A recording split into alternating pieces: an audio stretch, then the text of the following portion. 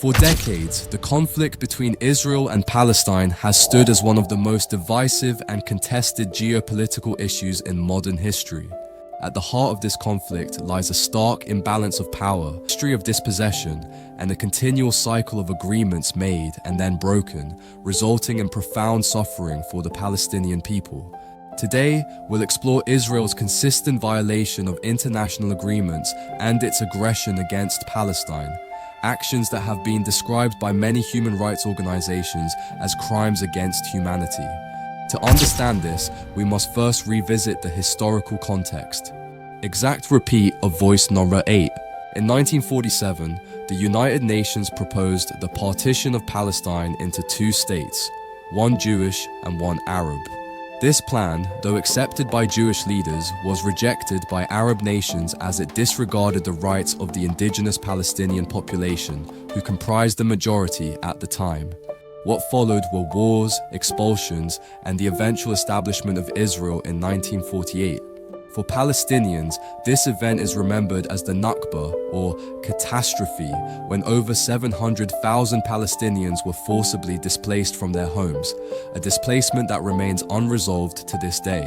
Fast forward to 1967, and after the Six-Day War, Israel occupied the West Bank, East Jerusalem, Gaza Strip, and the Golan Heights, territories that were never recognized as part of Israel under international law.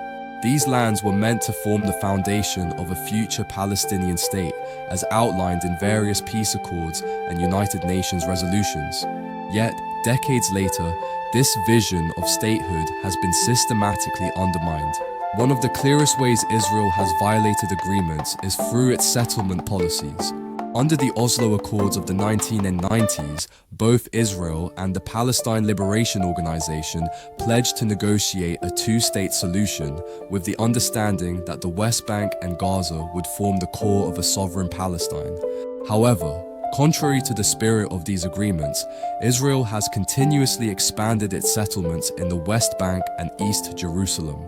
Today, there are over 700,000 Israeli settlers living in these occupied territories, an act that is considered illegal under international law, specifically the Fourth Geneva Convention, which prohibits the transfer of an occupying power's civilian population into occupied land.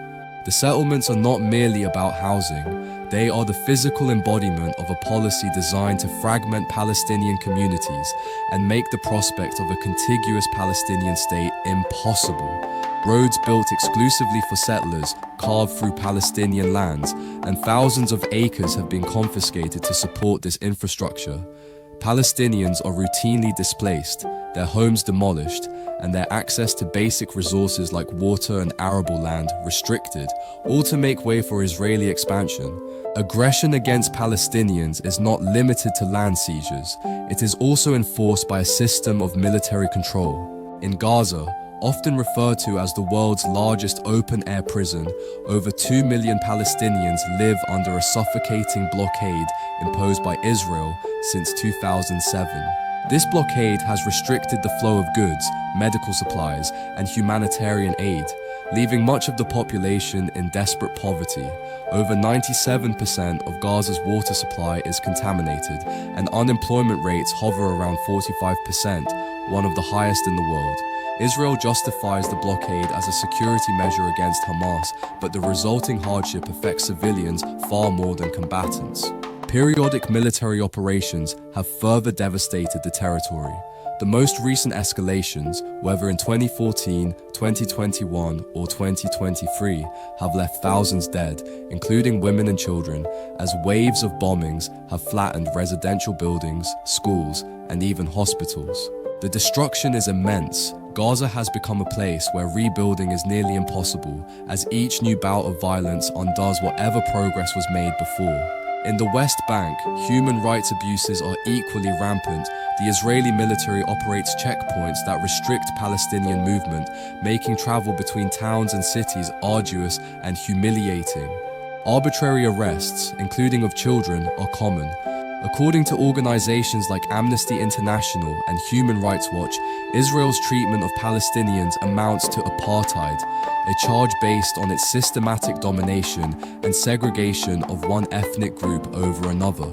Palestinians live under a two-tier legal system where settlers are governed by Israeli civil law, while Palestinians are ruled by military law. This dual system leaves Palestinians stripped of basic rights, subject to military courts, and vulnerable to abuses with little to no recourse. And then there's the issue of Jerusalem. Though international agreements have called for the city to be shared between Israelis and Palestinians, Israel's policies have sought to assert full control over it. This is particularly visible in East Jerusalem, where Palestinians face constant evictions under the pretext of dubious legal claims. The eviction of families from neighborhoods like Sheikh Jarrah has drawn global condemnation, yet the practice continues unabated. These displacements are not isolated incidents, but part of a broader strategy to Judaize the city, ensuring that it becomes exclusively Israeli. These actions blatantly violate international norms and agreements, including United Nations resolutions that call for an end to occupation and respect for human rights. Israel has ignored these directives, aided in large part by unwavering political and military support from powerful allies like the United States. Billions of dollars in aid flow to Israel each year, funding its military and enabling its policies of domination, while diplomatic cover protects Israel from accountability on the world stage. The question arises, what are the consequences of these violations? For Palestinians, the impact is immediate and devastating. Families are torn apart, communities are destroyed, and the dream of freedom and self-determination remains as far away as ever. But these actions also have broader implications. They undermine the very fabric of international law, setting a dangerous precedent where might makes right and agreements go unhonored. They fuel anger and resentment, not only in Palestine, but across the Arab and Muslim worlds, perpetuating cycles of violence and instability. It is important to note that criticism of Israel's policies is not synonymous with anti-Semitism, a charge often used to stifle legitimate discussions about human rights. The issue here is not one of religion or ethnicity, but of power and justice. Countless Jewish voices, both within Israel and around the world, have stood against the occupation and called for an end to the ongoing violence and discrimination against Palestinians. Their message is clear: lasting peace can only be achieved through justice and equality. So, what must be done? Meaningful action requires holding Israel accountable for its violations of international law. This means pressuring governments to end their unconditional support and demanding that agreements, resolutions, and conventions be respected. Organizations advocating for Palestinian rights like the Boycott, Divestment and Sanctions (BDS) movement have called on people around the world to take a stand against what they see as apartheid conditions. Those who value human rights must amplify the calls for a just solution, one that recognizes the dignity and humanity of Palestinians. The path to peace is complex and fraught with challenges, but it begins with the recognition of basic truths. The occupation is unsustainable. Aggression and violations against Palestinians are crimes that tear at the moral fabric of our world. It is incumbent on the international community and on all of us to demand justice, not as a favor to Palestinians, but as an obligation to humanity itself. Only when justice is served can we hope to see a future where two peoples, Israelis and Palestinians, live as equals, free from fear, and with hope for a better tomorrow. Until then, silence is complicity, and inaction allows the crimes to persist. History will judge what we did, or failed to do, during this time of profound crisis.